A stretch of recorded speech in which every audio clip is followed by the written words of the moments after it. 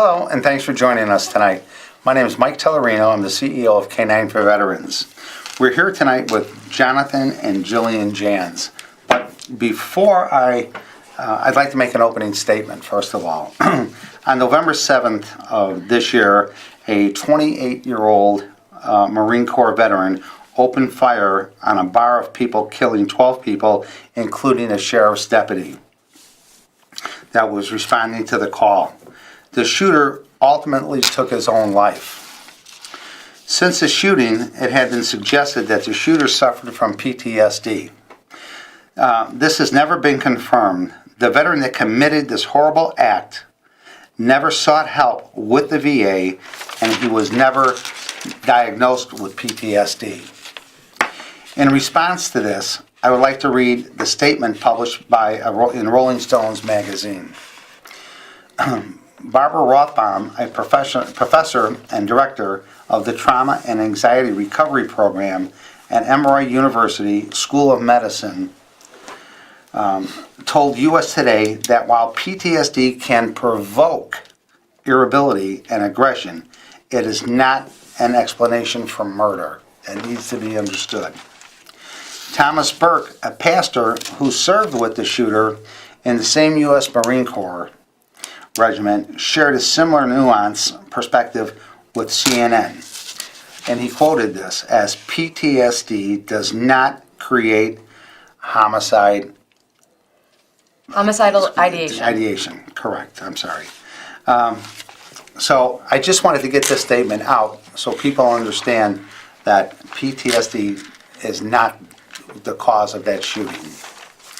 Okay, Jonathan and Jill, they're joining us again. They were on with us on our last show, and they're here again tonight to discuss what's it like living with a veteran with PTSD.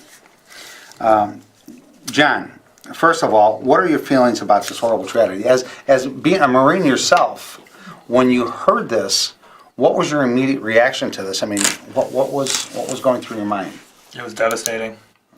Not just because it's another, mass shooting, but it's the first I've heard of that a service member, a Marine no less, was able to just walk in and using his training, go in and commit this heinous act.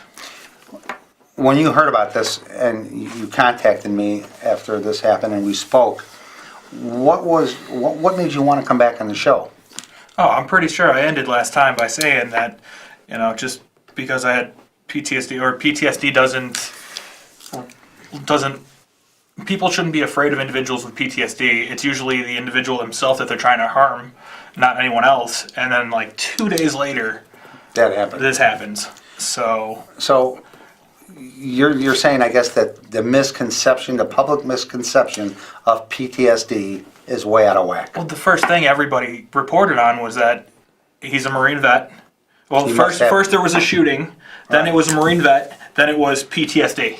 And in that order, on any friggin' broadcast you look at, that's the way it went, even though it was only speculated, and he was never diagnosed with post-traumatic stress disorder. It's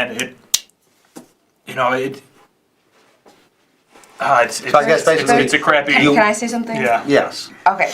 So it was me who had said that in the last interview, that somebody with PTSD isn't going to hurt other people. It's themselves that they want more than anything most of the time want to hurt. Right. So when we heard that, there was just a certain air hanging in the room, knowing that it was done by a Marine, and then of course him being a confirmed veteran, then every single interview did at some point in time say he had PTSD. This man's PTSD did not have anything to do with his actions. His actions came from a place that has nothing to do with what PTSD is. There's similar things that go along with PTSD. Aggression, yes. Right. Irritability, yes. But that happens to people regardless of whether they have PTSD, regardless of whether they're a veteran. This man had something else going on, and that is not relative to the PTSD. However, the media a lot of the time has a difficulty differentiating between the two. Jill, you live with somebody that has PTSD. Yes. And sometimes it's severe, sometimes it's It's just there. I mean, have you ever noticed any irrational behavior in John you'd be afraid that John would go out and commit a horrific act like that? No, absolutely not. Absolutely not. Never. And that's not the point once. I'm trying to make. Yeah, no, he's 100% safe to be in society, and I mean we've looked into a lot of this stuff, and it's coming from a place that wasn't remotely touched by what it touches people with the PTSD that we're talking about, especially, or that we're talking about, and it's very important to distinguish the lines and the differentiation. How has John changed before he went in as when he came home from serving? Explain the difference in the person that came home. Okay, so I had mentioned last time there's a few different stages of John. There was the guy before he left. There's a guy I met, and I believe I mentioned last time he was not. Right. He was a typical high school boy who was dating as many girls as he could. Go John. And we didn't do well then. We broke up, and then there was a guy who I met who had been through boot camp who was getting ready to go to Iraq. That guy was a Marine in his glory. That was he was just so chivalrous and kind and loving, and it was a guy that I wish that everybody else could get to see. I mean, I see flickers of it every now and then still, but the guy who came home from war was different in a way that it took me years to see it, but that was damaged, but not the kind of damage that you think right away when you think of somebody who's been through war. Mm-hmm. You think the damage is violence, is what you think. That's what the media portrays it as. That's what I see in movies. That's not the damage. There's such a misconception. Right. The damage that is there is more of it's on a moral and human level. Like, you're good men when you go and you have to see the kind of things good men and women, I'm sorry. You're good men and women when you go and you have to see and you have to do the things you do. You come back to a society that doesn't understand that hasn't seen that doesn't try to understand that. And in the meantime, you're dealing with all of this internally, and there's no bridge between that. Right. So you have people who are learning this and looking at this. I mean, one of the first movies we watched when he got back, we got back together, all of that, was, what was it, the movie where Ryan Phillippe, Re-Up or Stop Loss. And he's out in the backyard digging a foxhole because he's having a flashback, and John's like, that's ridiculous. We didn't dig foxholes like that. Like, it's not, you wouldn't have, in the way that they were framing it, it was more of like a World War II foxhole that he's digging, and the way that the movie was playing out. They don't have them in the desert. Well, I mean, they did. We personally, my unit, didn't have to dig any fighting holes or experience any of that, so it looked completely ridiculous and out of context to me, but if it would have been somebody from my unit, I didn't fortify my entire home. You know, we didn't sandbag everything. That would have been something. But the way the movie played, it was just so it was so Hollywooded. I'm using that as a verb, but it was right. It's a way that the public can understand, or the people who are watching the movie. It's a way that they can digest it. They understand already. It's not challenging those beliefs, which is what's important, in my opinion, right now for everybody to do. You need to challenge the average civilian that doesn't have military in their lives. You need to challenge them and their beliefs. Because they're the ones who aren't seeing what we're going through every day, what the wives are going through, what the veterans, or let me phrase myself, that what the spouses with the service member with PTSD is going through. Because we're the people who are seeing it, and the public is seeing image and a projected view of this that is completely incorrect.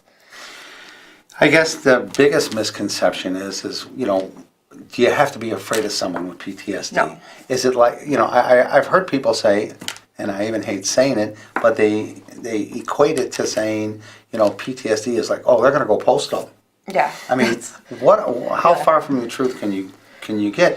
What a tag to put on somebody. I had a bar crawl where the theme was going postal, and it's more. I mean, I say that jokingly because It's just so understood. I mean, and even within our culture, even within the veteran community, within the military community that is out of active duty military, that's an okay joke because the public sees it as that. We have to probably stop joking about that because then we're making it what? okay. Exactly, you're making it Yeah. acceptable, and Right. we should be the first ones to stop that.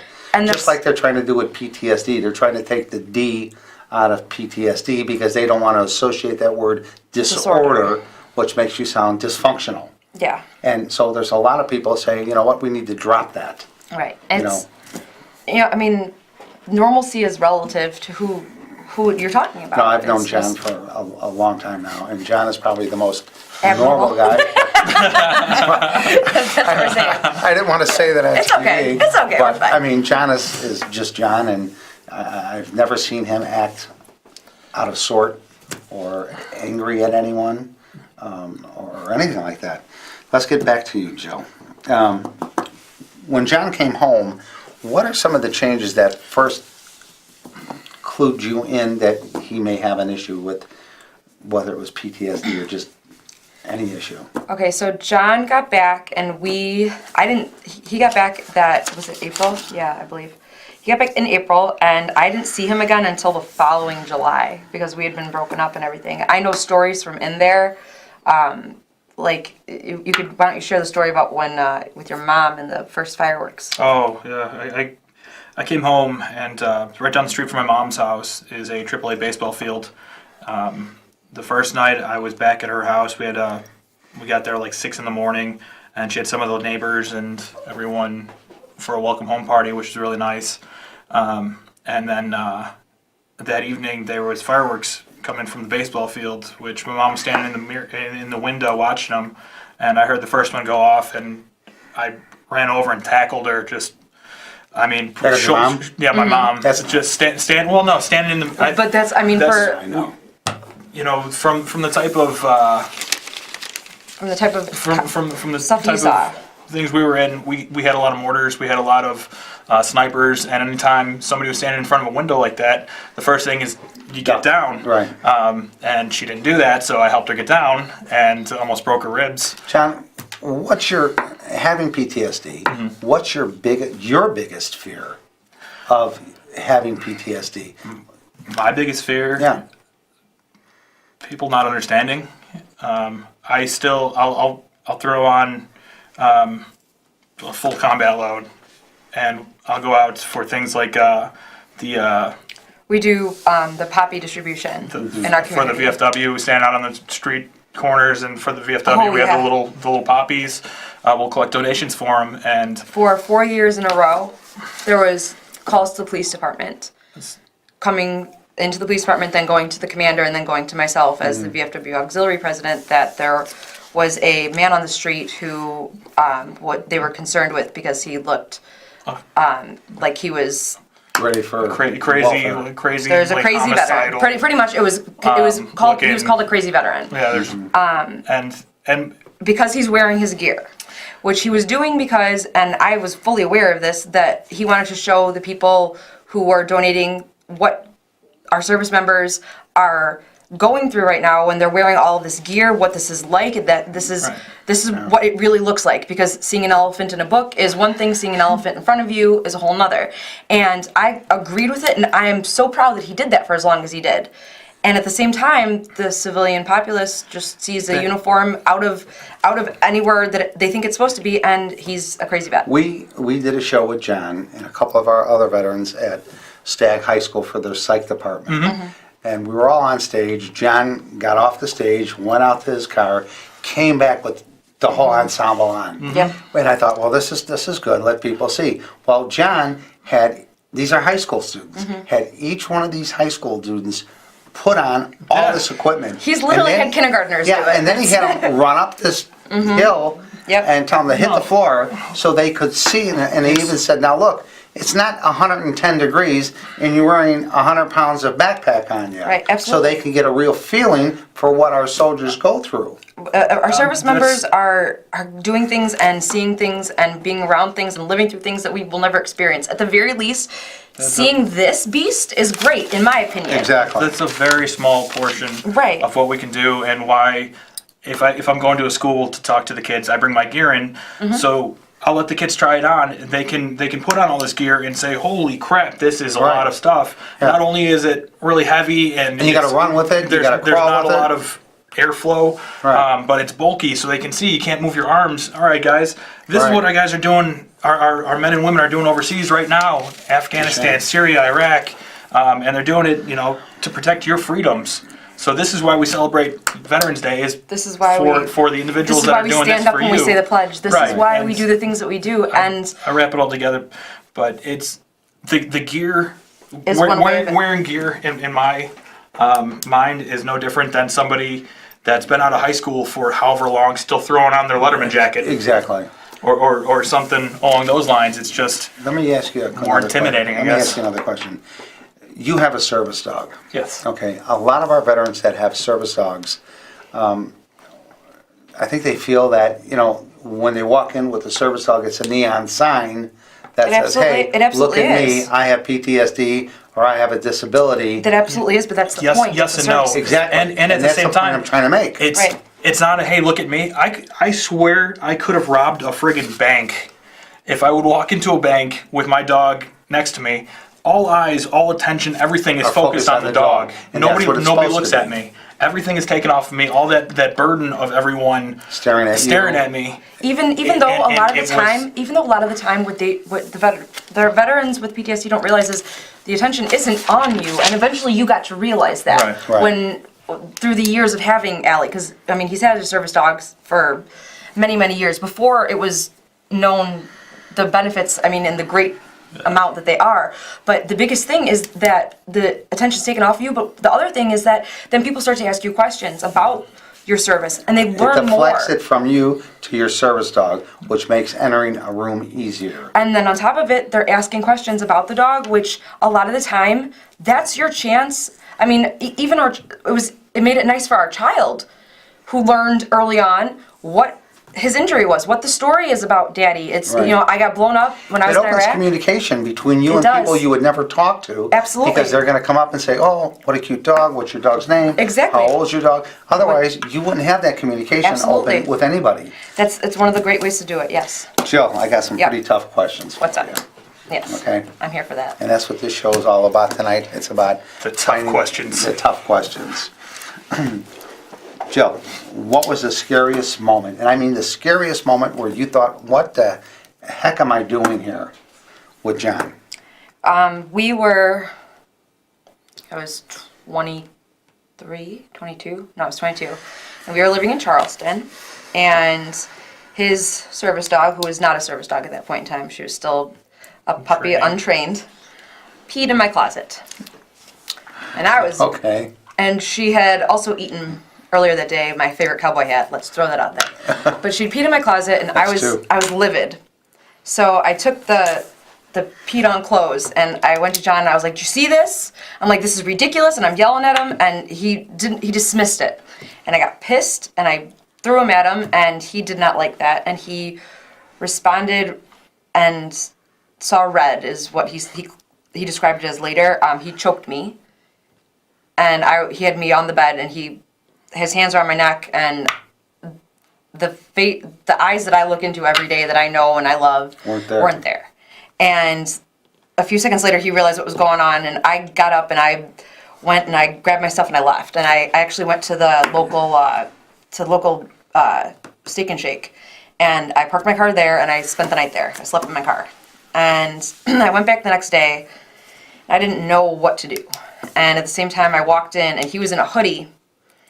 And he looked up, and I could tell he hadn't slept. His face was just drawn, and he looked at me and he said, "If you want to leave me, I understand." And because he understood that, I think that I stayed. So Did you ever think about ending the relationship with John? that was the one time that I did, because I didn't, before I got back to the place. I didn't know why he did that. Come to find out later, and I want to clear this up a lot. Come to find out later, they had put him on a medication that was not suitable for him. Right. And that had side effects that they were aware of could happen. He was not aware of. And that happened to end up with him choking me like that, they put it on his medical charts as that he's allergic to it and he will never take it again. But also in all of that, he turned gray. There was a whole bunch of stuff, but it was mainly the medication. At the same time, I mean, regardless of what it was the scariest moment. So, what made you decide to stay? What was the determining factor? I know, you had this experience with John. It scared you. He came back. You knew he was sorry for it, but what made you stay with him? Because that had to be your decision whether you could trust him going forward, or was it something that you were going to have to worry about? Yeah, there's lots of reasons over the years that I've stayed with him. I mean, when it comes down to it, I mean, I love him more. I knew that I was going to be with him. You guys are the perfect couple. You are. At 18 years old, I would write in my journals in college that, I didn't know if we belonged together at that point in time, but I knew I would end up with him. He was my guy. What advice, and we're going to close soon. Right. And so a couple of things I have to get out. So what advice do you have for other significant others that have a spouse or a significant other suffering from PTSD? What would you advise them to do or stay, or I don't know, what would you tell them? One of the things, if you are scared or if there's anything like that nature, talk to your significant other. Suggest that they go see a therapist. I personally suggest the veteran centers. The veteran outreach centers are what saved John himself. Make sure that you have a go bag for you and your children. That's always recommended. Which is to have clothing for yourself, some funds, like just enough to stay like a day or two someplace. Thank you. To make a quick exit. In case you ever do feel that you are in danger. I don't personally feel that that's necessary. I don't have one. That's something that, at the same time, John has gone through a lot of therapy. We've made a lot of progress. But more importantly, listen intently, listen without judgment. Right. And when they're ready to say something or tell you a story, Listen. just listen and be the type of person that you want. John, what would you say to a fellow veteran that has PTSD but hasn't acknowledged it? What would you tell him to do for himself to get the help he needs? How does he acknowledge that he has a problem? When do you admit that to yourself? It takes a little while, but if you're jacked up, you're jacked up, right? It doesn't matter if it's physical, psychological. What's the hardest part in getting help, though, for someone like yourself admitting that you come home, you got PTSD? That's just How do you admit to yourself that you need help? He didn't get the help that he needed for his PTSD until after the incident that we spoke about last time. Okay, so that was a tell-all. Yeah, I mean, PTSD was not the reason that I had hurt my girlfriend, now wife. All those years ago, but it was not me. I knew that wasn't me, and something was wrong. So that prompted me to go and. Well, that wasn't. I mean, it was. He had the dissociative episode, and I told him that I couldn't. I just gotten in therapy myself, and I had said to him as he's handcuffed to the bed still, that I can't take care of you right now because I'm finally starting to get me taken care of. I can't take extra. I'm dealing with your traumatic brain injury. Right. I can't do this for you. And then we stopped and we called the Veteran Center that day. Let me say this. I appreciate both of you coming on tonight. And the last show that we had, I never had so many calls from wives of veterans acknowledging that how much this helped them realize that they weren't alone.